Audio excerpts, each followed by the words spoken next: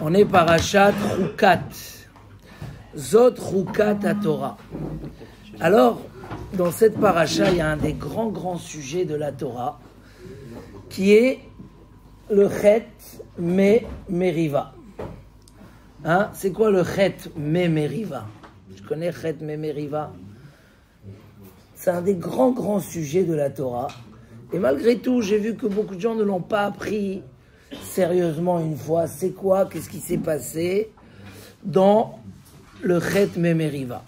Donc l'histoire raconte que Myriam, qui était la source du puits qui donnait de l'eau au Bnei Israël dans le désert, le Be'er, et pendant 38 ans, ils avaient de l'eau tranquille grâce à Myriam, parce qu'on est beaucoup nourri grâce aux tzadikim.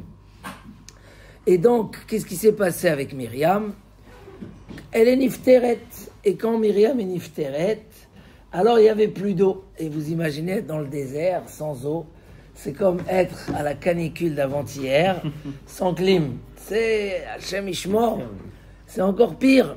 Donc, les Israël, ils ont râlé, et Akadosh Baruch Hu, il a dit à Moshe, Kach et matecha, prends ton bâton. Amène-moi le chumash qui est là-bas sur... non, mais un Rav Peninim, avec tous les mefarshim. Prends ton bâton, et tu vas taper... Non, et tu vas parler au rocher devant tous les béné Israël. Ouais, Nifla. Tu vas parler devant tous les béné Israël. Donc, Moshe, Aaron, ont réuni tout le clan Israël, Mamash, parce que c'était quand même, il fallait refaire le miracle. Et donc tout le monde se sont réunis. Et là, ça ne s'est pas passé comme prévu. Hein? Vayakilu Moshe et Kol Akaal el Pene Asela. Ils ont réuni tout le Kaal devant le Sela. Et là, Moshe Rabbeinu dit au Bnei Israël, Shim'una Amorim. Écoutez, entre guillemets, les révoltés. Ah, il était en colère. C'est quoi cette râlerie-là? Et vous demandez comme ça. Hamin asela haze notzi lachem maim. Est-ce que de ce rocher-là, je vais vous faire sortir de l'eau? Donc Rachid explique, Rachid a tout un pshat sur cette faute de Meriva, qui va entraîner à ce que Moshe Rabbeinu ne peut pas rentrer en Eretz Israël. C'est que le rocher, il est parti s'asseoir entre les rochers. Il y avait le rocher qui donnait de l'eau. Quelle différence pour Akadosh Baruch Hu, ce rocher ou ce rocher? Il n'y a pas de différence. Mais c'était le rocher qui a été choisi pour... Et le rocher, il s'est caché. Et les Bnei Israël, ils ont dit à Moshe Rabbeinu, et alors, fais sortir d'un autre rocher. Hein? Ayu Israël Omrim, Malachem, qu'est-ce que ça vous change? C'est quel rocher? Et là, Moshe Rabbeinu s'est énervé sur eux. Il leur a dit, mais est-ce que vous voulez que je vous fasse sortir de l'eau d'un rocher dont je n'ai pas été ordonné? Moi, j'ai été ordonné que c'est le même rocher qui a fait sortir jusqu'à aujourd'hui. Vayarem Moshe et Yado. Et là, Moshe Rabbeinu, il a levé sa main et il a tapé le rocher 2 fois. Rachid dit pourquoi? Parce que la première fois, il n'y avait que des gouttes. Parce que Hachem, il n'a pas dit de taper. Il a dit juste de parler. Et qu'est-ce qu'il y a eu à ce moment-là? Nizdamen l'otosela, le rocher est revenu devant Moshe Rabbeinu. Mais là, c'était trop tard. Entre-temps, il a commencé à taper. Et là, il a tapé le bon rocher. Et là, il y a eu de l'eau. Aïe. Et là, Moshe il dit à Moshe Aaron, puisque vous ne nous avez pas fait confiance de nous sanctifier aux yeux des Bnei Israël, vous amènerez pas les Bnei Israël en Eretz Israël. Rachid dit c'est la seule faute qui a entraîné que Moshe Rabbeinu ne fait pas rentrer les Bnei Israël en Eretz Israël. C'est pour ça que c'est ce qu'on appelle le Chet Meriva. Le Chet, l'eau de la dispute. Hein? Et Rachid dit pourquoi c'était pas un grand Kiddush Hashem? Et alors, quelle différence entre taper? Vas-y, essayez, on verra. Si vous tapez un rocher, il va faire sortir de l'eau.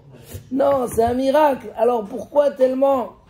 Il dit, ils ont fait comme ça. Si Moshe Rabbeinu, il avait fait parler au rocher, alors le rocher, il aurait fait sortir de l'eau. Et là, les Bnei Israël, ils auraient dit, waouh, si même un rocher qui n'est pas ordonné sur les mitzvot, qui n'a pas de récompense, il a fait sortir de l'eau.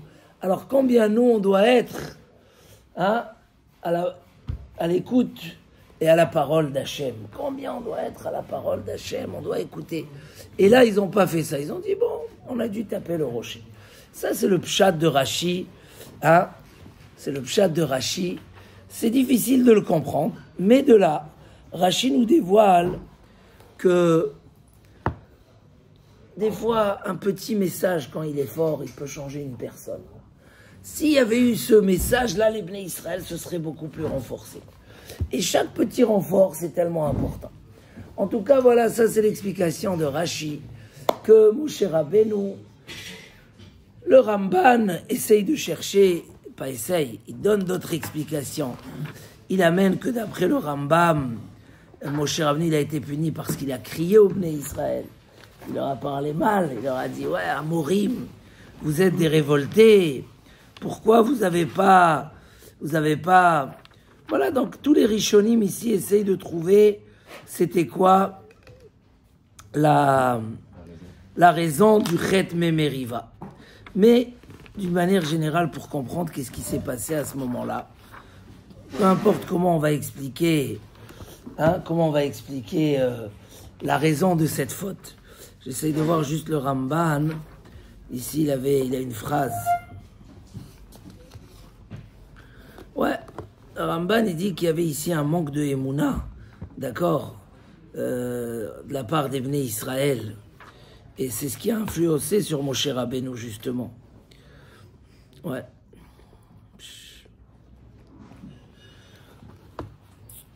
Al-Kol Panim, les Mefarshim expliquent que cette faute-là, elle avait deux facettes. Elle avait une partie qui va montrer que Moshe Rabbeinu était trop élevé pour faire entrer les Bnei Israël en Eretz Israël. Il était trop haut pour eux. Hein? Et que maintenant, ils allaient rentrer en Eretz Israël, c'est plus la même chose. C'est plus le pain qui descend du ciel, l'eau qui sort du rocher. Lui, il était dans une émouna, il dit aux Bnei Israël, mais comment vous voulez qu'on fasse autrement? Et les Bnei Israël eux-mêmes étaient dans un passage entre le Dor Hamidbar, la génération du désert où il y avait, et la rentrée en Eretz Israël où ils vont commencer à descendre sur terre et à commencer à s'occuper d'Eretz Israël. Et ce passage, c'était pas évident. Et c'est vrai que Moshe Rabbeinu était à un niveau très très élevé. Et là, tous les Mefarshim essaient d'expliquer que entre parler ou frapper, il y avait beaucoup de différences. Il y a Emet ve Emouna. Il y a Emouna, c'est ce que tu ne vois pas. Emet, c'est ce qui est clair à tes yeux, tu vois. Donc, les Bnei Israël maintenant vont passer, là ils sont dans le désert, ils sont au niveau de Emet. Tout est clair, tout est visible, il n'y a pas de doute. La Emouna, elle est... En rentrant en Eretz Israël, ça va être déjà Ve'emouna. On revient à la vie où on ne voit pas explicitement la main d'Hachem. Il faut aller la chercher. Les Hagid Baboker Chasdecha, il dit le Pasuk. Le matin, on dit la bonté d'Hachem. Ve'emunatra balelot. La Emouna dans les nuits. Quand il fait le matin et ça brille. Alors, tu dis toute la journée merci Hachem, Baruch Hachem, tu vois la main d'Hachem. Mais il y a des fois, balelot, ça devient obscur. Et qu'est-ce qu'on fait quand ça devient obscur? C'est là où la Emouna. Et donc les Bnei Israël, ils passaient comme ça de Emet ve Emouna. Et Moshe Rabbeinu, il était dans ce niveau de Emet. Donc pour lui, il n'y avait pas question birlal. Et le fait que les Bnei Israël, ils doutent, est-ce que... Alors il a précipité la chose. Il aurait pu attendre, mais il a eu peur que Chas Shalom, ils vont perdre leur Emouna. Donc qu'est-ce qu'il a fait? Il a tapé, il a empressé, mais le fait de taper, ça a montré que ça n'a pas marché comme il fallait. Et qu'il y a des moments où ça ne va pas marcher comme il faut. Des fois, un homme, il est dans l'obscurité, il ne voit pas. Alors il commence à presser, à désespérer, ou il veut faire des ishtaglout supplémentaires, comme Yosef Hatzadik, quand il était après 10 ans de prison, il a dit 2 fois, il y a une opportunité, rappelle-moi 2 fois. Et c'est ça où Moshe Rabbeinu, ne correspondait pas à la rentrée en Eretz Israël. Parce que quand les Bnei Israël vont rentrer en Eretz Israël, ils auront besoin de la Emouna. Et chez Moshe Rabbeinu, c'est tellement clair, tellement fort. Alors comment il va faire?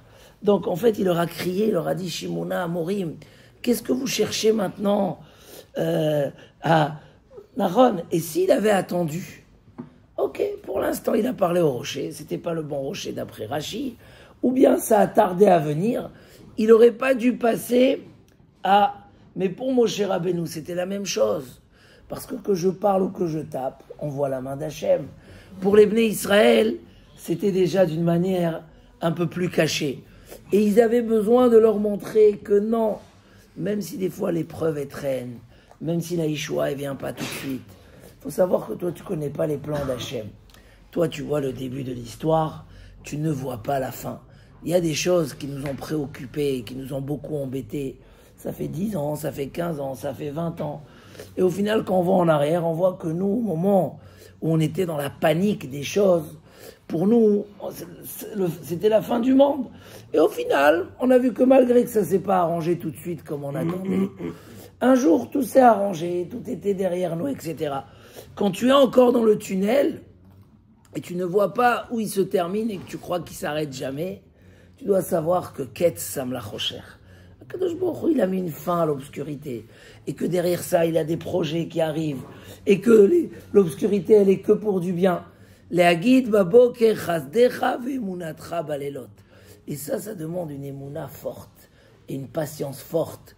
Quand Rabbi Akiva était avec ses élèves dans la forêt, ni on les a invités, ni ils ont trouvé où s'installer, ni la bougie pouvait briller, ni le coq pouvait les réveiller, ni l'âne pouvait les accompagner. Tout était une chose après une autre.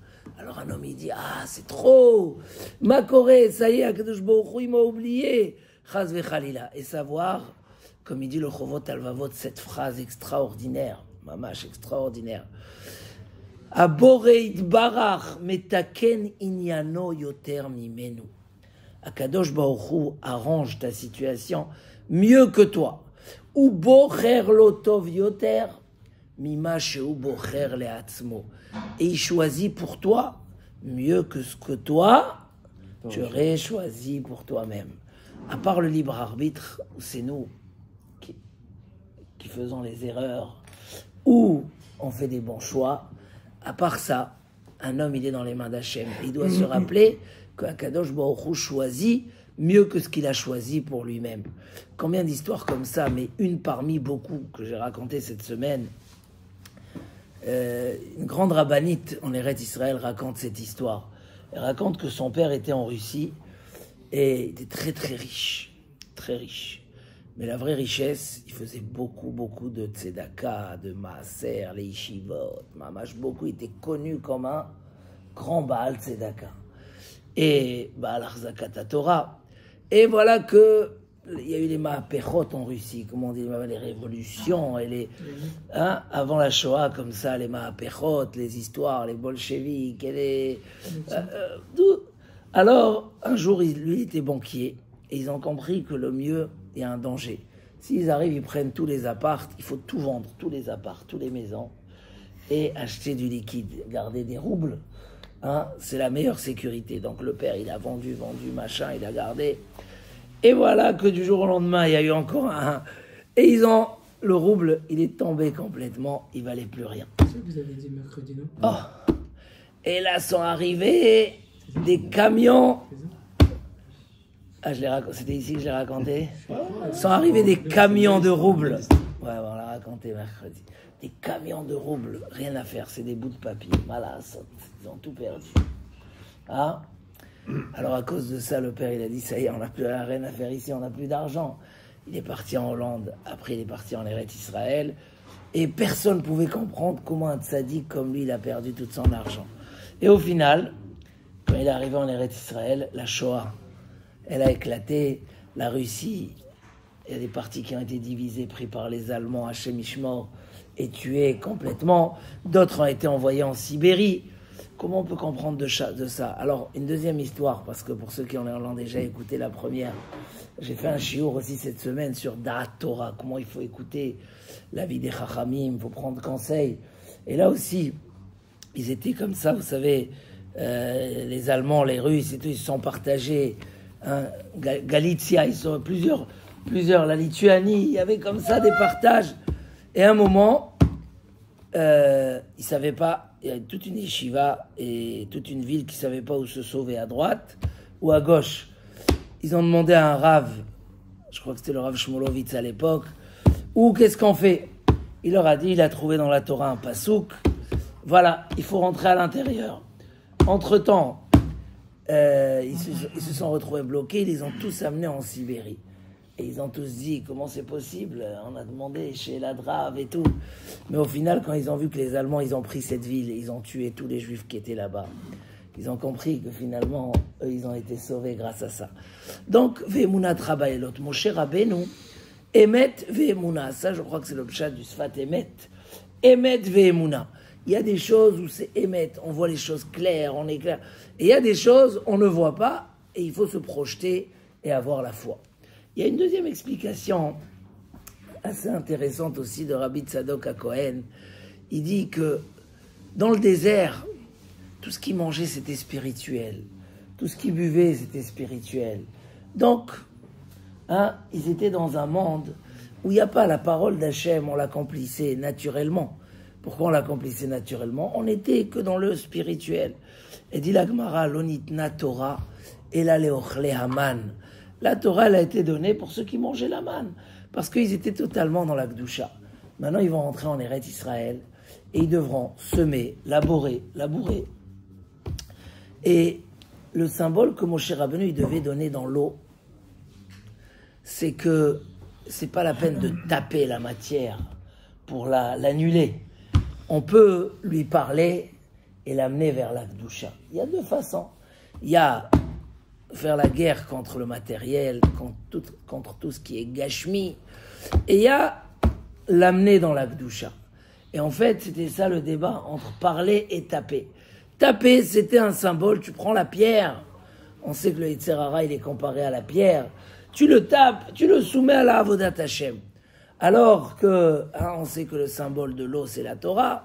Donc, et parler au Sela, c'est se convaincre qu'il n'y a pas un plus grand bonheur que d'utiliser le matériel dans la Gdusha, d'avoir, quand on veut beaucoup de matériel, pour la Avodat Hashem.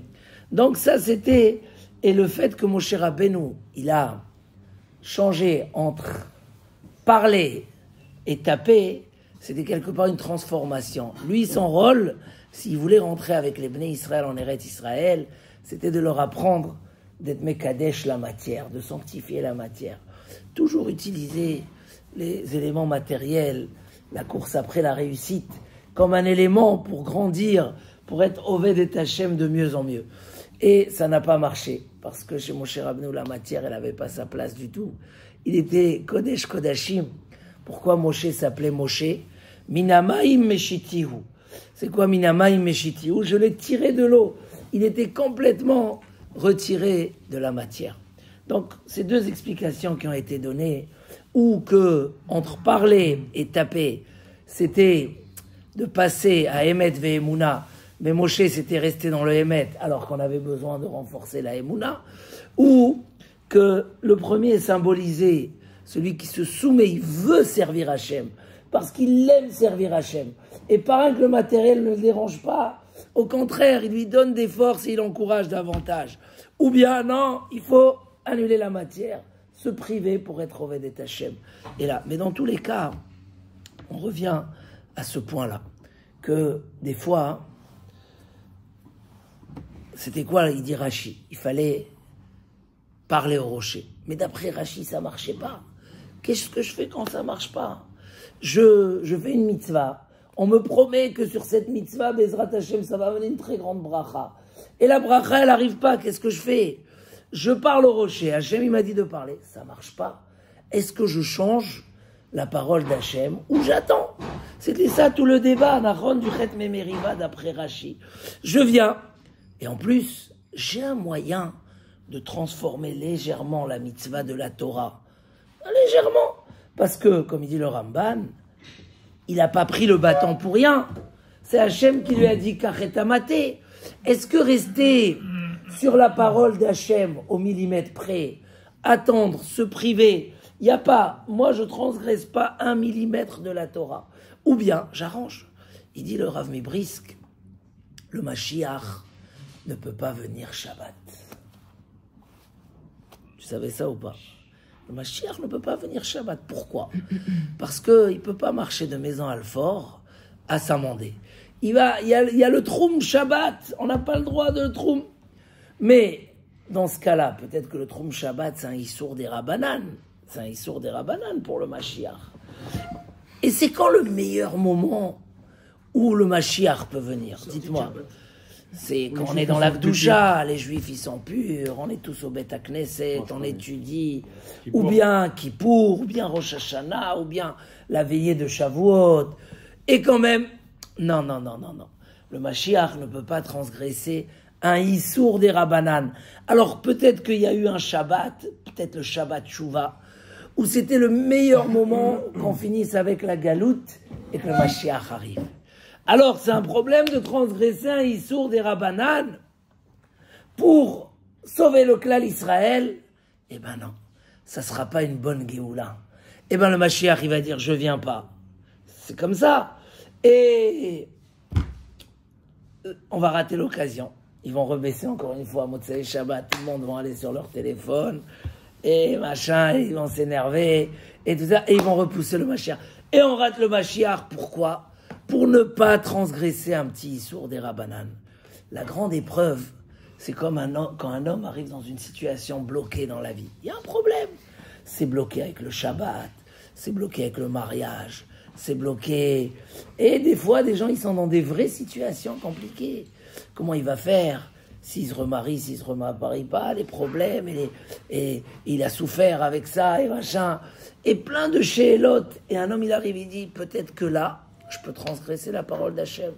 Comment il a dit quelqu'un? Vaut mieux fumer une cigarette Shabbat, Hachem Ishmor, Chilul Shabbat, Chayav, et ne pas s'énerver sur sa femme. Ou bien aller prendre de l'air à l'extérieur, ouvrir un livre de Moussard, faire du Teilim. Alors malheureusement, ça m'est arrivé d'écouter des gens qui disent « Ah non, j'en pouvais plus », plutôt que crier « Ma Kesher, tu dois maintenant faire ton Shabbat, même le Mashiach ne vient pas Shabbat. Ah, tu es nerveux, etc. » Va trouver des solutions, prends un calmant, prends un cachet pour dormir, je sais pas, mais Shabbat, tu peux le transgresser. Il y a pas, on ne bouge pas la parole d'Hachem. Et ça, le message, c'était le message que les Bnei Israël devaient entendre quand ils rentraient en Eretz Israël. Parce que c'est là où va commencer les complications. Et quand ils ont vu que Moshe Rabbeinu, à cause de la pression qu'ils lui ont mis, ou à cause, il a dit, c'est pas Kras Hashem, il a transgressé la parole d'Hachem. Mais il a dit, bon, je peux déduire que quand Hachem m'a dit de prendre le bâton, hein, c'est le Ramban qui parle de ça, Hachem il m'a dit, prends le bâton, alors c'est que peut-être il y a une autre solution. Mais Hachem il a dit, vous parlerez. Alors quand Rashi dit qu'il y a une finesse entre parler, c'est peut-être pas que cette finesse-là, c'est que vu qu'il y avait une utilité de parler, de ne pas frapper, même si elle était toute fine, mais derrière ça, c'était un message au Bnei Israël. Est-ce que, quand on a des empêchements, quand on a des contraintes, est-ce que quand on peut transgresser la parole d'Akadosh Baruch Hu? Combien de cours on a fait sur la base de celui qui m'a dit « J'ai le compteur qui a sauté Shabbat, j'ai beaucoup de viande dans les congélateurs, j'ai paniqué ». J'ai allumé le compteur Shabbat. Tu sais c'est quoi? Ce chilou, le Shabbat terrible. D'allumer l'électricité, c'est énorme, c'est inimaginable. À ce moment, c'est grave. Bien sûr. C'est chilou Shabbat. Faut voir ce qu'on a étudié la semaine dernière. Celui qui avait coupé du bois. Shabbat, qu'est-ce qu'ils ont fait là-bas? Va voir. Ils l'ont pris et ça y est. Hein? C'était très très dur. Il faut savoir que chaque mitzvah de la Torah, bien sûr. Et si tu dois rester bloqué chez toi à la maison pendant une journée, mais chas v'shalom d'être mechalel Shabbat. Donc lui, il a paniqué. Et Chachamim, ils ont vu que l'homme, des fois, il a cette faiblesse. Et ils ont même permis que s'il y a une grande perte d'argent, comme c'est dans cette histoire, tu cherches un goy et tu lui demandes. Ah, mais c'est assourd de demander à un goy de nous faire une mélacha.